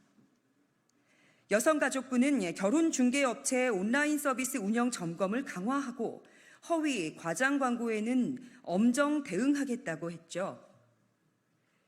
허위, 과장 광고를 한 결혼중개업체를 압수수색이라도 할 기세입니까? 젊은 세대가 결혼을 미루는 게 결혼중개업체가 일을 못해서 그렇다고 생각을 합니까? 보건복지부는 신뢰성이 있는 기관에서 다양한 만남의 기회를 확대하기 위해 종교단체나 지방자치단체를 통한 만남의 장을 확대하겠다고 나섰습니다. 국가가 결혼 정년기 청년들에게 KS 인증마크라도 붙여주려나 봅니다. 아니면 어느 종교단체처럼 국가 차원 합동 결혼식이라도 열어주려나요? 이젠 출생률을 높이기 위해 대학 교육제도에도 손을 댈 모양입니다. 대학교에 입학해 박사학위를 취득하기까지 걸리는 시간을 기존 8년 이상에서 5.5년까지 줄이면 그만큼 사회 진출 시기가 빨라지고 결혼과 출산도 앞당길 수 있을 거라는 취지랍니다. 여애의 경우 1년 빨리 입학시키면 정년기 남녀의 매력도가 높아져 출생률이 높아질 것이라고 발표로 거센 비판을 받은 지 얼마나 됐다고 또 이런 정책을 내놓는 겁니까? 초등 입학에 손을 대면 안 될 것 같으니까 이제는 대학인가요? 윤 대통령이 위원장을 맡고 있는 범정부기구의 종합대책이라고 해서 뭔가 획기적인 대책이 나오나 했더니 그 수준이 서울시와 다를 바가 없습니다. 서울시는 저출생 대책으로 정관, 난관, 보건시설비 지원을 내놓는가 하면 결혼 정년기의 청년을 대상으로 재직증명서와 혼인관계 증명서를 받아 안전한 소개팅을 주선하겠다고 했었죠. 조국혁신당은 윤 대통령이 저출생 문제의 심각성을 깨닫고 뭐라도 해보려고 노력한다는 점은 인정합니다. 그런데 윤 대통령이 하려는 일의 대부분은 법을 바꾸거나 예산 지원이 필요한 사업들입니다. 국회의 협조 없이, 야당의 도움 없이는 할 수 있는 게 별로 없습니다. 인구전략기획부를 신설하려면 정부 조직법을 개정해야 합니다. 학사, 석사, 박사 통합과정으로 바꾸려면 고등교육법을 바꿔야 합니다. 저출생 대책에 많은 예산이 필요할 경우 추가 경정 예산안을 국회에 제출해야 합니다. 아직도 지난 4.10 총선 민심도 제대로 읽지 못하고 조국혁신당과 더불어민주당 등 야당들과 협치할 생각도 없이 거부권만 남발하는데 야당의 도움을 또 국회의 지원을 받을 수 있겠습니까? 제발 좀 현실을 직시하시길 바랍니다. 여기까지 하겠습니다. 고맙습니다.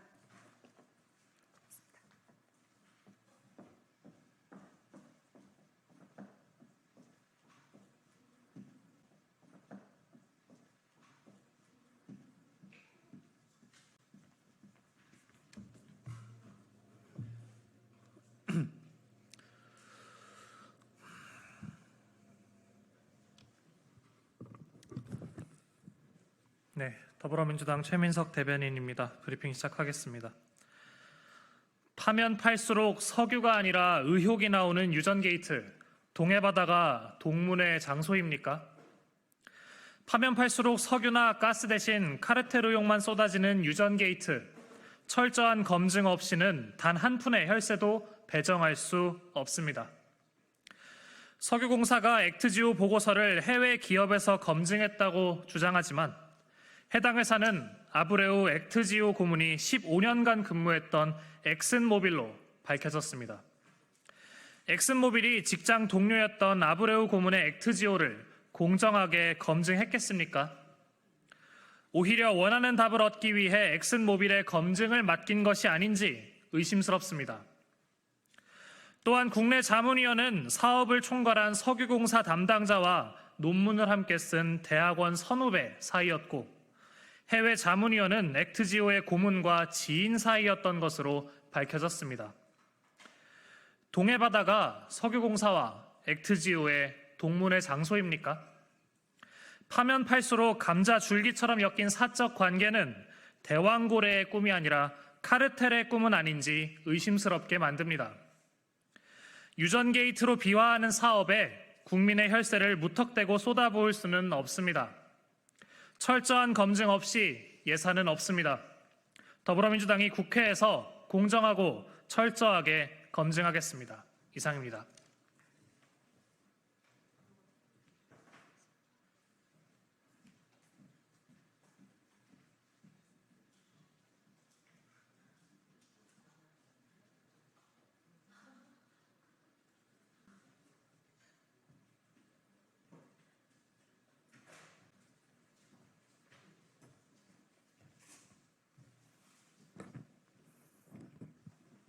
감사합니다.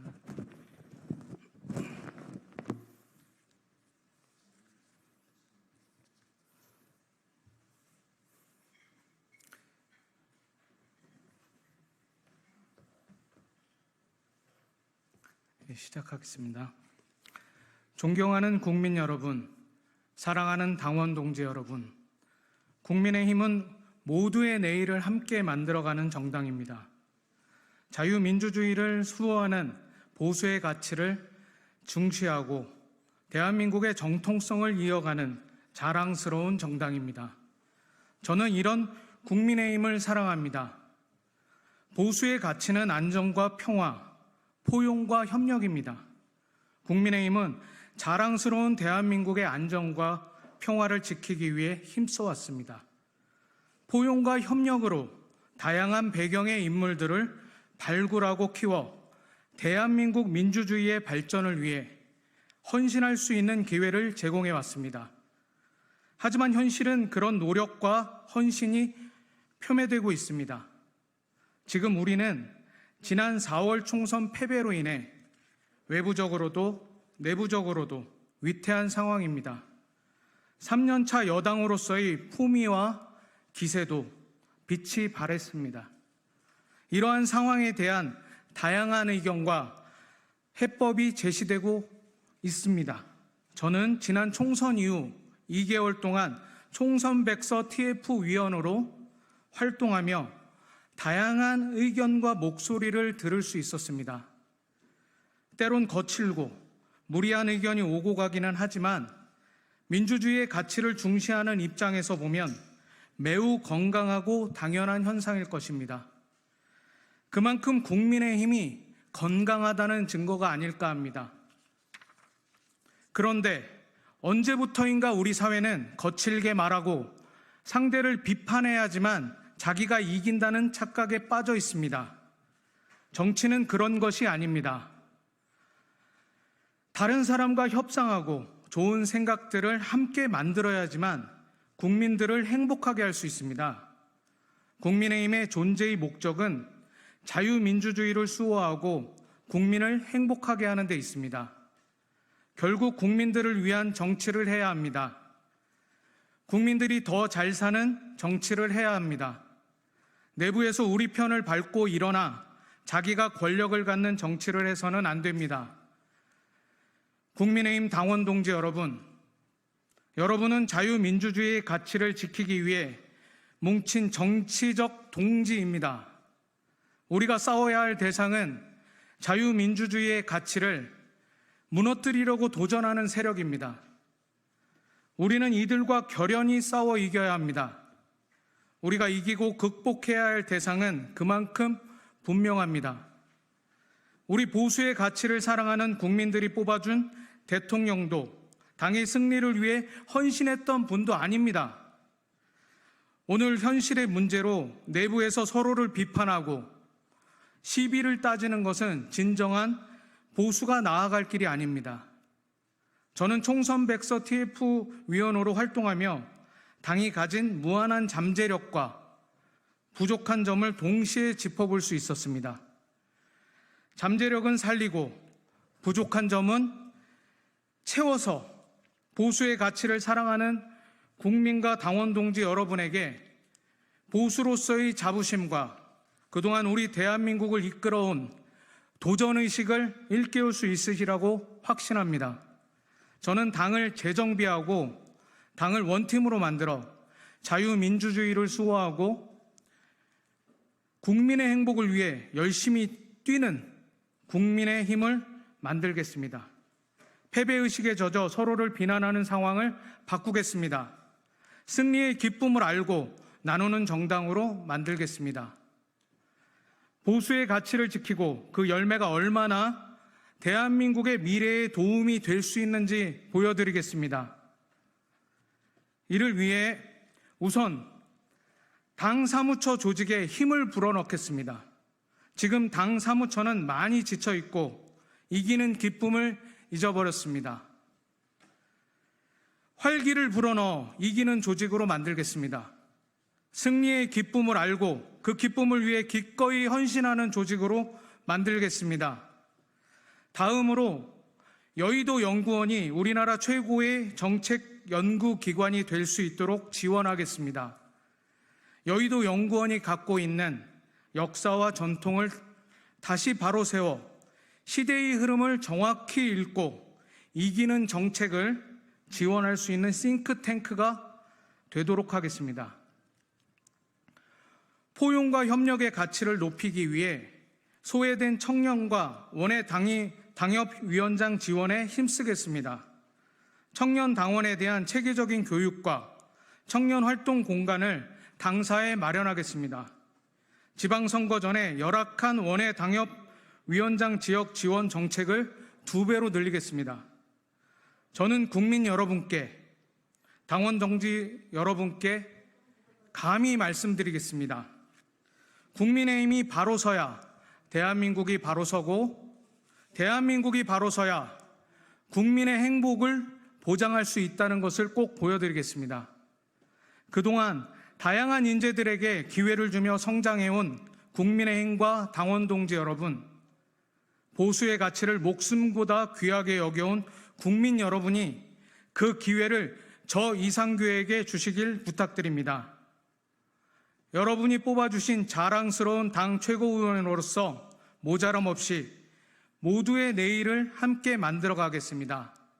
서울 성북구 당협위원장 이상규입니다. 감사합니다.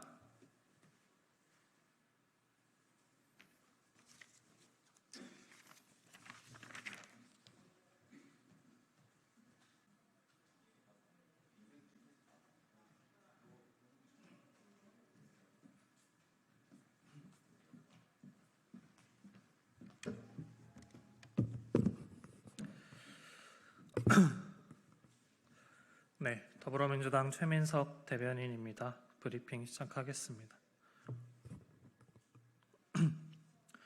방송 장악에 앞장섰던 김장겸 의원이 언론 자유를 운운할 자격이 있습니까? 국민의힘이 윤석열 정권의 방송 장악을 저지하고 자유로운 보도 환경을 조성하기 위한 방송사법을 발목 잡고 나섰습니다. 국민의힘 김장겸 의원이 과방위를 통과한 방송사법에 딴죽을 걸며 방통위 2인체제가 적법하다는 궤변을 펼쳤습니다.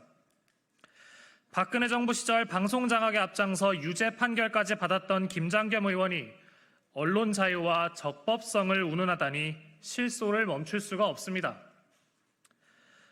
사법부는 이미 2차례나 방통위 2인 체제의 위법성을 지적했습니다. 방통위가 받은 외부 법률 자문에서도 2인 체제는 일시적이고 합의제인 행정기관이 법률상 운영 불가능하지 않을 경우에만 가능하다고 명시했습니다.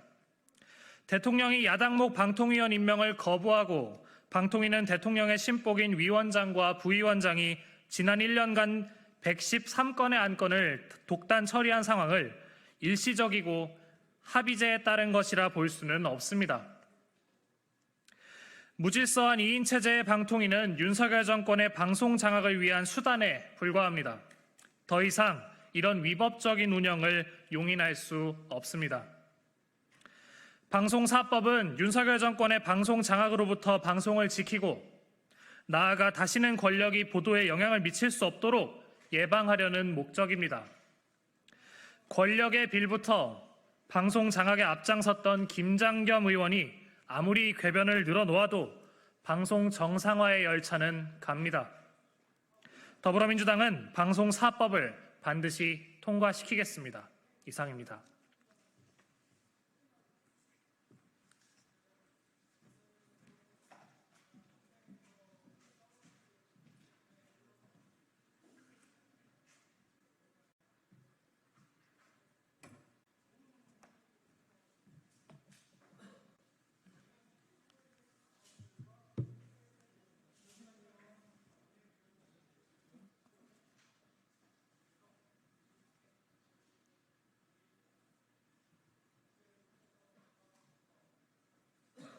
천천히 하세요.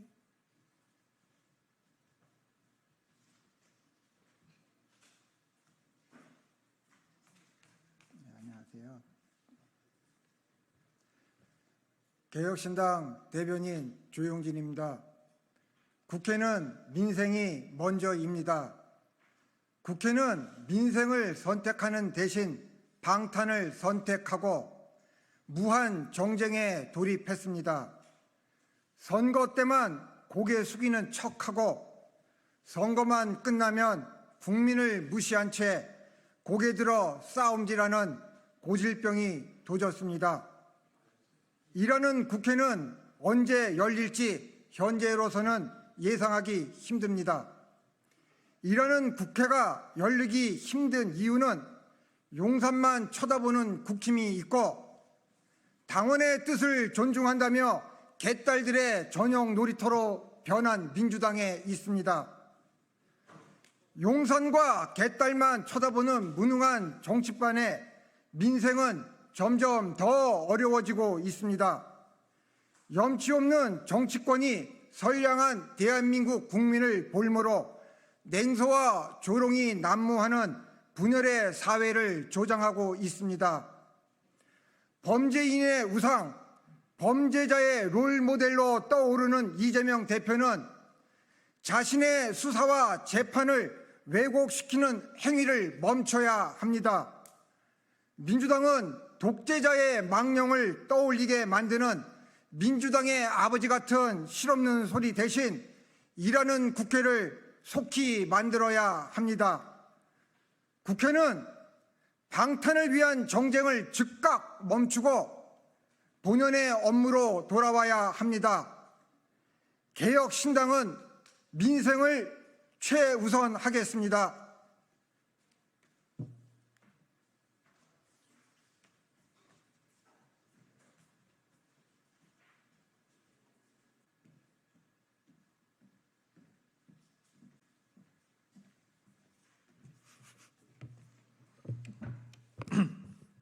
네, 더불어민주당 최민석 대변인입니다. 브리핑 시작하겠습니다. 경찰은 특정 언론을 겨냥한 표적, 보복 수사를 당장 멈추기 바랍니다.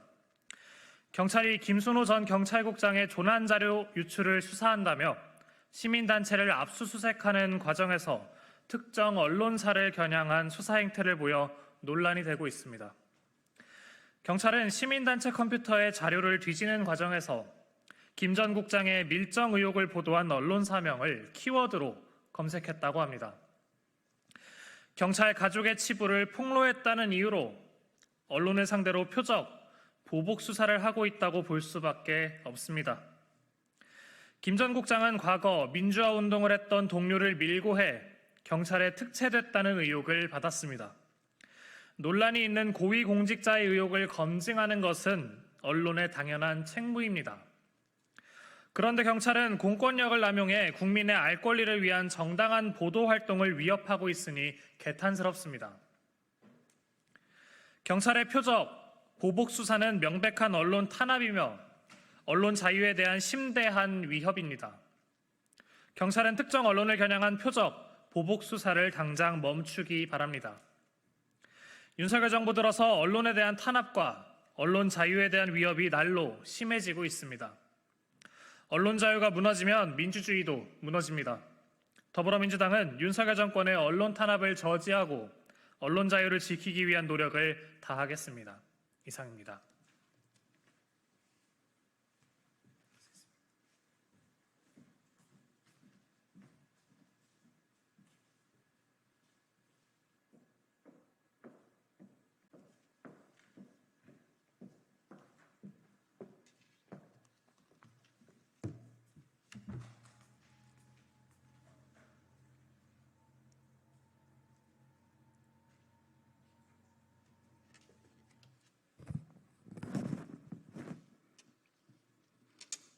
안녕하세요. 개혁신당 부대변인 이혜숙입니다. 오늘의 브리핑을 시작하도록 하겠습니다. 방송장악 쟁탈전, 국민과 언론만 피해자입니다. 과방위는 야당 단독으로 방송 3법과 방통위법을 의결했습니다. 그런데 무엇이 급한지 민주당 단독 의결도 모자라 법안 소위원회도 거치지 않고 일사천리로 통과시켰습니다. 민주당이 쫓기듯 통과시킨 이 법안의 대의 명분은 공영방송의 정상화라고 합니다. 과연 그럴까요? 혹시 민주당이 방송 장악의 의도는 아닐까요? 수적 우위를 앞세워 자신들의 비판하는 언론에 재갈을 물리려는 시도 말입니다. 지난 총선에서 민주당에 보내준 국민의 지지는 막강한 권력을 준 행정부를 견제하고 타협을 통해 민주정치를 해달라는 요구였을 것입니다. 지금처럼 반대 의견 따위는 듣지 않겠다는 식의 일방적 입법 법주는 아닐 것입니다. 가방이 최민희 위원장은 말합니다. 자신은 윤석열 정부가 방통위를 장악하는 과정에서 누구보다 큰 피해를 입은 사람이라고 말입니다. 현재 방통위는 윤석열 대통령이 지명한 이 인체제가 모든 의사결정을 좌지우지하고 있고 그것은 윤 정부의 방송 장악을 위한 도구로 전략하였다고 말입니다. 그렇다면 묻겠습니다. 방통위는 힘센 권력의 전유물이란 말입니까? 그럼 민주당은 윤석열 정부의 장악된 방송 권력을 의회 권력으로 뺏고자 방송 4법을 급히 처리했단 말입니까? 아니면 최민희 위원장의 말대로 윤석열 정부는 방송을 장악하기 위해 국회에 의결한 최민희 방통위원 임명을 하지 않았단 말입니까? 방송은 어떠한 권력에도 휘둘리지 않는 공정성과 독립성이 담보되어야 합니다.